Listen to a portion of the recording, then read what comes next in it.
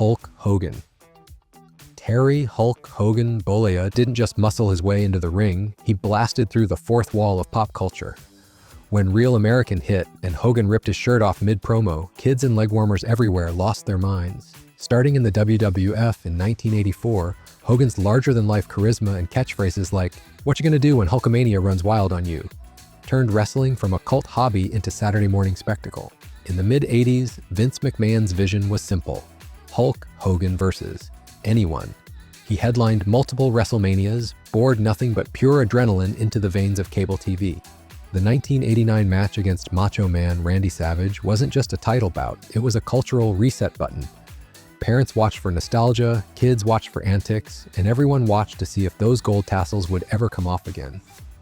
Fast forward to 1996. The wrestling world was stale, ratings were flat, and WCW needed a spark. Enter Hollywood Hogan, decked out in black leather, leading the New World Order. The crowd's boos thundered louder than any promo as Hogan betrayed his own protégés.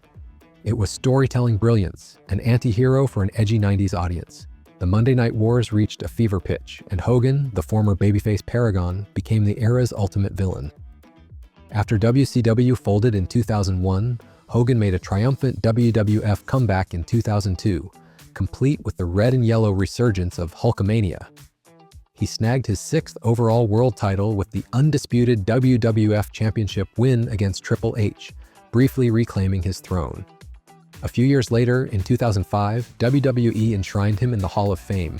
No small feat for a guy whose favorite workout was flexing in front of a mirror. In 2015, Hogan's Real American image hit rock bottom when a leaked tape revealed a racist rant. WWE responded by terminating his contract and scrubbing him from their Hall of Fame page.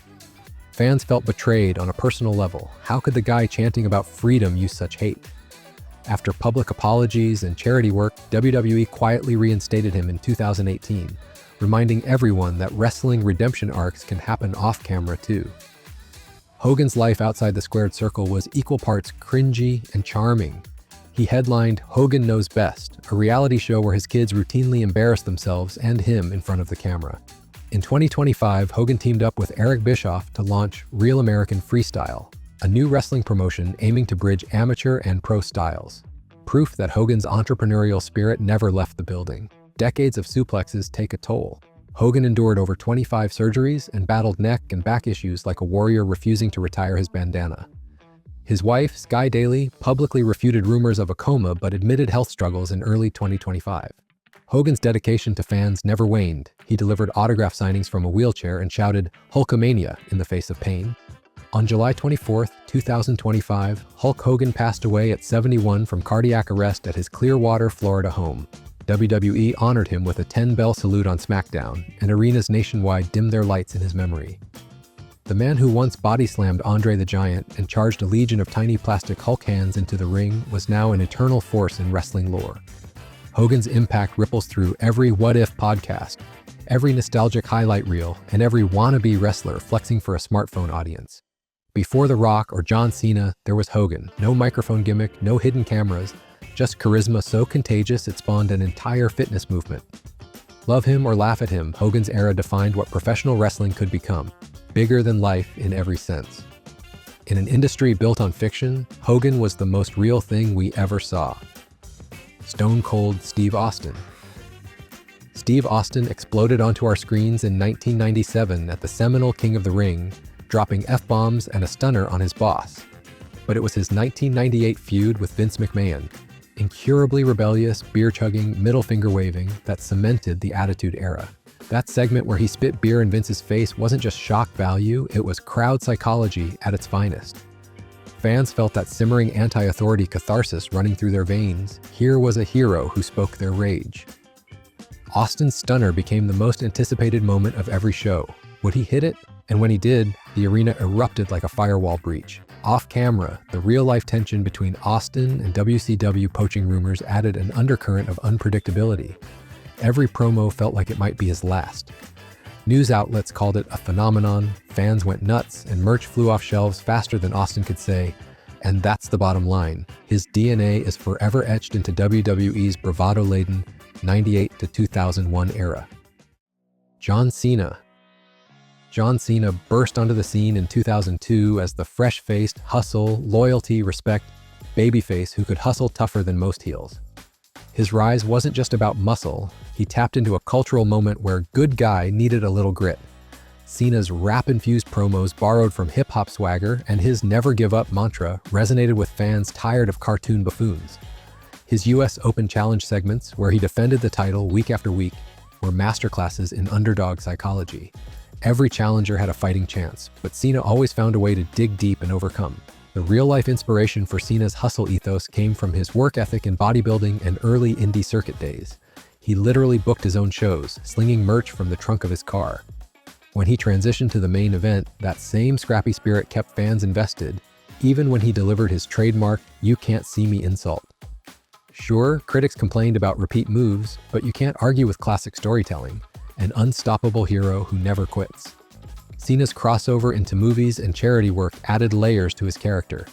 When he granted over 650 Make-A-Wish requests, it felt impossibly genuine, turning a scripted hero into a real-world inspiration. Despite occasional meta backlash, John Cena sucks chants, his ability to reinvent heelish franchise quips in 2018, surprise alley persona in 2020 kept the crowd guessing. Cena's DNA is the blueprint for blending character consistency with periodic reinvention, defining an era where hustle, loyalty, respect was more than a catchphrase. It was a lifestyle. The Rock. Dwayne "The Rock" Johnson stormed into WWE in 1996 as the cocky, eyebrow-raising third-generation superstar who made Brahma Bulls look like mere cattle. His early run as Rocky Maivia in the mid-90s painted him as the squeaky clean babyface, but fans quickly sensed a mismatch between the polished smile and his undeniable charisma. When he dropped the Maivia surname and embraced the Rock persona, complete with smack talk poetry, "If you smell what the Rock is cooking," he ignited one of the greatest character turns in wrestling history. The Rock's genius lay in his mic work. His promos were part stand-up comedy, part Shakespearean insult fest. He could switch from mocking a heel's small little jabroni brains to flexing his million-dollar smile all in one breath. This duality drove the Attitude Era. Rock versus Austin, and later Rock versus Hogan, were pure cultural collisions with million-plus pay-per-view buys. Off-camera, Johnson's Hollywood aspirations loomed large. Rumors of big-screen deals hung over his WWE tenure, creating suspense. Would he leave? When he did, in 2004, WWE lost a promo phenomenon but gained a legit crossover star. Every return, 2007 solo runs, 2011 WrestleMania 30 appearance, and his 2019 match at Crown Jewel, felt electric, a reminder that The Rock defined the late 90s boom. Fans and media outlets marveled at his seamless transitions between ring and silver screen. Even now, wrestling vets credit Rock for showing that authenticity, raw charisma married to technical craft, can transform a sports entertainment product into a pop culture juggernaut. Whether shouting "finally" or laying the people's elbow on foes, The Rock's era is engraved in every eyebrow raise of wrestling history. Roman Reigns. From his days as part of the Shield trio to his tribal chief incarnation, Roman Reigns has mastered the art of narrative transformation. When he turned heel in 2020 with Paul Heyman by his side, Reigns tapped into deeper cultural identity, declaring himself the head of the WWE table. The real-life battle with leukemia, which he announced in 2018, lent genuine gravitas to his character's claims of resilience and destiny. His feud with Jey Uso wasn't just family drama, it was a psychological chess match on SmackDown, exploring themes of respect, betrayal, and legacy. The "I am the Bloodline" promos resonated because they felt personal, not scripted hierarchy, but real-world power dynamics. Fans were polarized, some worshipped the new authoritarian champion, others booed his cold dominance. Behind the scenes, Reigns' authentic willingness to embrace discomfort, doing fewer matches, but making each one feel like a main event canvas, has changed WWE's approach to star usage. His Universal Championship run became WWE's most stable anchor in years, proving that patience and storytelling depth can outweigh constant title swaps. In 2024, Reigns' eventual loss to Cody Rhodes at WrestleMania 40 felt like a passing of the torch, a culmination of long game booking that few scripted gladiators receive. Roman Reigns defined a modern era by showing WWE that mythic storytelling married to genuine emotion, both in ring and in real life, can capture the zeitgeist like few acts ever have. Shawn Michaels. Before there were super kicks and heartbreak hotels, Shawn Michaels was the flamboyant showman who redefined what it meant to be a top-tier performer. The 1990s were full of big men and louder gimmicks, but Michaels brought something different: emotional storytelling in motion. He started as one half of the Rockers, but the infamous barbershop window betrayal of Marty Jannetty launched him solo as the Heartbreak Kid. Then came his ladder match with Razor Ramon at WrestleMania 10, widely credited for revolutionizing what was possible in a WWF ring. Michaels wasn't just flashy, he was dramatic. Every kip up, every elbow drop off the top rope felt like an operatic beat. The boyhood dream storyline that climaxed with his WrestleMania 12 Iron Man match win over Bret Hart was more than kayfabe. It was real-life redemption for a guy critics once dismissed as style over substance. His personal demons and 1998 retirement added bittersweet weight to his career arc. And then, just when we thought his story was over, he returned in 2002. Cleaner, wiser, still heartbreakingly good. That second act delivered legendary matches with Triple H, Chris Jericho, and The Undertaker. Shawn Michaels didn't just define an era, he bridged two. From neon tights to NXT mentor, HBK made it clear: wrestling at its best is a high art mix of theater, risk, and soul. Bret Hart. If Shawn Michaels was the rock star of the 90s, Bret Hart was the technician. Known as the best there is, the best there was, and the best there ever will be, Bret Hart carried an aura of calm precision, a counterweight to the chaos of the Attitude Era that was about to swallow everything whole. From 1992 to 1997, Bret was WWE's backbone, both in-ring and behind the curtain. His storylines weren't just personal, they felt personal. Feuds with Owen Hart, British Bulldog, and Steve Austin weren't just rivalries. They were psychological slow burns rooted in family, nationalism, and resentment. Bret's submission-based style and pink and black look became trademarks of a new wrestling psychology. Clean work, sharp pacing, no wasted motion. Then came Montreal. The infamous screw job in 1997 changed everything. Bret didn't just exit the company, he became a living symbol of betrayal. Fans didn't see a character lose, they saw Bret lose. That real-life drama echoed across wrestling's fourth wall, fueling the rise of Mr. McMahon, the Attitude Era, and a generation of reality-blurring storylines. While his WCW run fizzled, Bret's WWE legacy stayed untouchable. When he returned in 2010, it wasn't just a redemption arc, it was closure. Bret Hart didn't define his era with flash. He did it with pure craft, authenticity, and a quiet rage that let every sharpshooter mean something. His era wasn't loud, but it echoed. Triple H, aka The Game, didn't start his WWE career as a surefire icon. In fact, his early run as the snobby Connecticut blue blood Hunter Hearst Helmsley was more pomp than punch. But once he broke out of that tuxedo-starched shell and aligned with Shawn Michaels to form D-Generation X in the late 90s, Triple H rebranded himself as one of WWE's most cunning characters, equal parts rebel, strategist, and ruthless technician. His defining era truly began in the early 2000s. Post-Attitude Era, when the chaos simmered and storytelling needed structure, Triple H became WWE's cerebral anchor. Feuds with The Rock, Mick Foley, and later Batista and Randy Orton showed a depth of villainy that was psychological, not just physical. He wasn't loud like Austin or flashy like Michaels. He was methodical, sometimes manipulative, and always dangerous. In real life, his marriage to Stephanie McMahon stirred plenty of gossip, and some fans accused him of burying talent. But even those criticisms helped reinforce his character's backstage political operator vibe. His dominance and evolution, his multiple world title runs, and his transformation into WWE's executive vice president proved that The Game wasn't just a nickname, it was a prophecy. Triple H defined the ruthless aggression era by proving that long-term storytelling, slow-burn rivalries, and calculated ambition could keep WWE's heart beating, even when its biggest stars were fading out. And now, as a real-life architect of the company's future, he's still playing the game. And winning. CM Punk. CM Punk didn't just define an era, he interrupted one. When he dropped his pipe bomb promo on Raw in 2011, sitting cross-legged in a Stone Cold t-shirt and eviscerating the company live on air, it wasn't just a work, it was a cultural reset. He wasn't playing a rebel, he was a rebel. That promo blurred the line between storyline and shoot like nothing else that decade. Punk's run as WWE champion from 2011 to 2013 became the longest in the modern era. But what made it special wasn't just his wins, it was his attitude. He questioned legends, hijacked promos, and spoke with a venom that mirrored what many fans felt about WWE's creative complacency.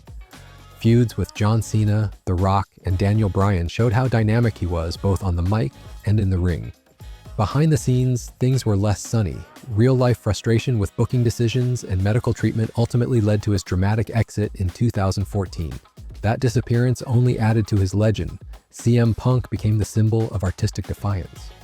When he returned to AEW in 2021, fans erupted like it was 1999. CM Punk defined the reality era, a time when fans were smart to the game and WWE had to acknowledge it. He didn't do it with fireworks or legacy lineage. He did it with truth, sarcasm, and a middle finger to the machine. Punk made us believe that even in the most scripted of sports, revolution was possible. Becky Lynch. Becky Lynch didn't just catch fire, she lit the match herself. In 2018, what started as a supposed heel turn on Charlotte Flair flipped the script when the crowd refused to boo her. The punch heard round the world, Nia Jax's accidental stiff shot that bloodied Becky's face, only added fuel to the man movement. Suddenly, Becky wasn't just a fan favorite, she was the favorite. Her rise to the top culminated in the first ever women's main event at WrestleMania 35, where she defeated Ronda Rousey and Charlotte Flair to become Becky Two Belts. But what made her run iconic wasn't just historic optics, it was how she earned them. Becky's promos had swagger, bite, and a dash of Austin-style defiance. She became the face of a women's revolution that had previously been too sterilized. Behind the scenes, her real-life relationship with Seth Rollins and her eventual pregnancy announcement in 2020 added depth to her arc. The man was stepping away, not because of injury or booking, but to become a mother. And yet, the fans never left. Her return in 2021 drew huge reactions, even when she took a heel turn. Becky Lynch didn't just define the women's evolution, she supercharged it. With a leather jacket, a bloody nose, and a chip on her shoulder, she reminded us that sometimes being the best isn't about being handed the mic, it's about taking it. Brock Lesnar. Brock Lesnar is what happens when a Viking and a freight train have a baby. And WWE found out fast that he was a generational anomaly. Debuting in 2002, Lesnar wasn't just pushed, he was detonated. He destroyed the Hardy Boys, ragdolled The Rock for the WWE title, and main evented WrestleMania within his rookie year. His intensity didn't feel scripted, it felt unavoidable. But it's what happened after his initial run that shaped his era. When Lesnar left WWE for the NFL and then UFC, fans saw something rare, a WWE guy making waves in the realist fight game. And when he came back in 2012, he was even more terrifying. The gloves were off. Literally. His destruction of John Cena at SummerSlam 2014 wasn't a match, it was a mugging. 16 suplexes later, Suplex City was born, and Lesnar became less a performer and more a myth. His part-time appearances were controversial. Some fans hated his limited schedule, but that only made his matches feel like seismic events. And when he broke The Undertaker's undefeated streak at WrestleMania 30, it shocked the wrestling world. The silence in the arena said it all. This man doesn't follow rules, he rewrites them. Lesnar defined an era by showing that realism, unpredictability, and sheer violence could still headline sports entertainment and terrify it. Daniel Bryan. Daniel Bryan is the most unlikely world beater WWE ever accidentally created. At 5 feet 8 inches, with a lumberjack beard and a vegan lifestyle, Bryan wasn't supposed to headline WrestleMania. He was supposed to warm up the crowd. But then came the Yes movement. After being shunted into mid-card purgatory for years, Bryan's undeniable connection with fans reached critical mass in 2013. WWE tried everything to cool him down, making him lose to Sheamus in 18 seconds, teasing heel turns, but the fans only grew louder. Yes chants started at arenas, sporting events, schools. It was a cultural rebellion against WWE's prototype of a star. His storyline feud with the Authority was lightning in a bottle. Bryan versus Triple H, Batista, Orton, and the system itself. WrestleMania 30 became a folk tale, with Bryan conquering every obstacle in one night. It was the payoff WWE never intended but couldn't deny. In real life, Bryan's injuries forced retirement in 2016, devastating fans. But then came the miracle return in 2018. Another underdog chapter, this time real. Even his heel run as the planet's champion in 2019 proved he could play both hero and villain with masterful nuance. Daniel Bryan didn't define an era by being the biggest. He did it by being the most loved. His story is the blueprint for grassroots fandom flipping the script and winning. Edge. Edge didn't just define an era, he spearheaded it, literally. Bursting out of the Attitude Era as one half of the rebellious Edge and Christian duo, he became a TLC trailblazer alongside the Hardy Boys and Dudley Boys. Those car crash ladder matches redefined Risk, introducing fans to a grungier, edgier, pun intended, tag team psychology where tables had to be broken. But it was his solo run in the mid-2000s that turned him into an era-defining villain. The rated-R superstar persona was brash, arrogant, and unapologetically opportunistic. His Money in the Bank cash-in on John Cena in 2006, arguably the first truly shocking cash-in, was a storyline masterstroke. He played the cowardly heel to perfection, manipulating romance angles, yes, Lita, fake retirements, and vicious attacks to stay ahead. Edge's real-life injuries and retirement in 2011 only deepened fan respect. But his return at the 2020 Royal Rumble? A moment. Fans wept, screamed, and celebrated because Edge had been missed. His late career run showcased more grounded psychology, putting over newer stars while adding veteran grit to every feud. Edge proved you didn't need to be the strongest or the fastest, you just needed to outthink everyone in the ring. His era wasn't built on dominance, it was built on chaos, timing, and perfectly executed spears. And when it hit, it hit. Charlotte Flair. Charlotte Flair's era wasn't just a continuation of her father's legacy, it was a statement that the women's division could headline, carry, and own the spotlight. When Charlotte debuted on the main roster in 2015, the women's revolution was already picking up steam, but she helped slam it into overdrive. Her early dominance, from winning the Divas Championship to retiring the title itself in favor of the new Women's Championship at WrestleMania 32, made it clear this wasn't your dad's Divas division. Charlotte mixed athleticism with regal arrogance. She could moonsault and manipulate. Her in-ring storytelling was about asserting superiority, making you acknowledge her lineage and her legacy. Real-life comparisons to Ric Flair were inevitable, but Charlotte leaned in. Wooing, cheating, and dripping with gold, she became a modern-day nature girl. Her rivalries with Sasha Banks, Bayley, and Becky Lynch weren't just excellent, they were defining pillars of WWE's best women's storytelling. Controversy followed her too. Accusations of overexposure, title hogging, and backstage politics made her polarizing. But even her critics had to admit, she delivered every time. WrestleMania main events, carried, title unifications, commanded. Batista. Batista didn't kick the door open into WWE, he powerbombed it off the hinges. Breaking out as the muscle behind Evolution, Batista initially played the enforcer role to Ric Flair and Triple H's glam and scheming. But when he turned face in 2005 and won the Royal Rumble, you could feel the tide shifting. Fans wanted Batista not just as a heater, but as the guy. His slow burn rebellion against Triple H was storytelling gold. Batista, silent and seething, gradually realizing he was being manipulated by the game. That iconic thumbs down moment during the contract signing? Era-defining. The follow-up at WrestleMania 21, where he beat Triple H clean for the world title, was the cherry on top. Batista's reigns throughout the Ruthless Aggression era were marked by brutality, legitimacy, and an imposing aura. He wasn't a finesse guy, he was a tank with a spinebuster, and it worked. Even in his Hollywood detours and surprise returns, like his 2014 comeback and WrestleMania 35 grudge match with Triple H, he always brought presence. Off-screen, Batista's real-life honesty about mental health, politics, and fame made him relatable. He wasn't just a meathead in tight jeans, he was a thoughtful, layered guy who just happened to punch people really hard. Batista defined his era with force, loyalty, and a character arc that was anything but manufactured. Kurt Angle. Oh, it's true, it's damn true. Kurt Angle redefined what a real wrestler could look like in WWE. Olympic gold medalist? Check. Perfect suplex technique? Check. Willing to look like a complete goofball for a laugh? Also, check. When Angle debuted in 1999, WWE needed someone who could hang with the chaos of the Attitude Era, but elevate it with mat-based precision. What they got was one of the most versatile performers ever. Angle could main event WrestleMania one night and be doused in milk while playing a kazoo with Edge the next. His feud with Brock Lesnar in 2003 was athletic storytelling at its peak, while his battles with Shawn Michaels, Chris Benoit, and Eddie Guerrero showcased his ability to make wrestling feel real again. But Kurt's character wasn't just about grit. His over-the-top arrogance, "you people don't appreciate a real American hero," made him a perfect heel. His real-life intensity, often blurring the line between obsession and excellence, gave him matches that felt urgent.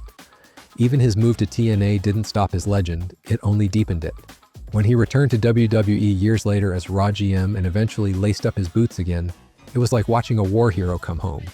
Kurt Angle defined his era with suplexes, sarcasm, and some of the most perfectly balanced wrestling psychology we've ever seen.